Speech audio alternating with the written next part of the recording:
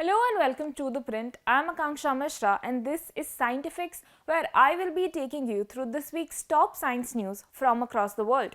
Today's first story is about new research from Trinity College in Dublin that reveals that heat waves can dramatically amplify disease spread by up to 13 times. This challenges current models that often overlook such complexity of heat waves and cold waves and their role in disease spread. So, while it's commonly known that temperature affects pathogens and host immunity, this study shows that sudden spikes in heat waves behave very differently from gradual changes or cold snaps.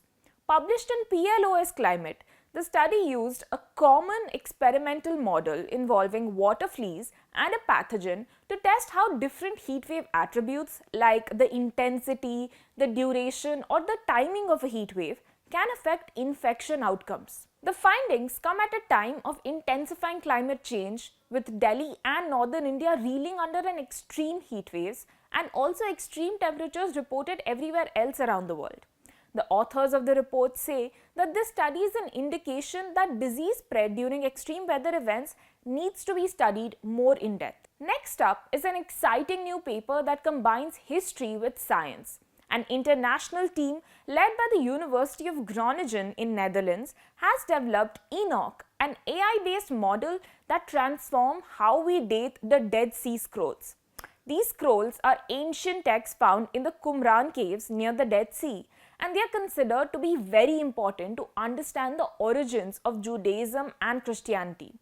All we knew about these scrolls is that they dated between 3 BCE to 2 CE. But that itself is a period of 500 years. Even the way that we used to date these scrolls, some 800 or 900 of them, was by the study of handwriting, which is known as paleography. But it was not empirically precise. Now, by combining this with radiocarbon dating and machine learning, researchers have made this system much sharper. Enoch has been trained on digitized manuscripts using a neural network called BiNet, and it analyzes specific handwriting features like curvature and letter shapes to predict the dates of a scroll with 30-year accuracy. The early results reveal that many of these scrolls are older than previously believed, which reshapes our understanding of ancient script styles and regional intellectual history. And for the first time ever, the model found clarity about two biblical fragments, 4Q Daniel and 4Q Kohelet, said to be written by Daniel and Ecclesiastes, which are both characters in the Hebrew Bible. The Enoch model dated the two fragments as being from the same century as these characters are said to be in the Bible. This advances research on the origins of biblical texts, literacy, and political religious shifts in ancient Judea. Next, we have a story about something considered to be impossible by scientists. They found evidence of a massive gas planet orbiting a tiny star. Not only that, this planet was in a transiting orbit, meaning that it was close enough to the star for scientists to assume that it originated and was born from the star. A paper published by the University of Warwick describes this phenomenon, talking about how the star that they found, TOI 6894, is only 20% the mass of the Sun. But the planet orbiting it is the same size as Saturn, which was previously not thought to be possible.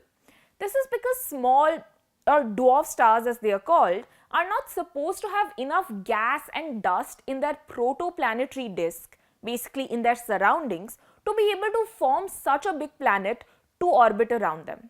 This is the first time ever that scientists have even observed this combination of a planet with a dwarf star. Since all signs point to the planet having emerged from the star, this raises the question of how exactly does planet formation take place in the vicinity of stars.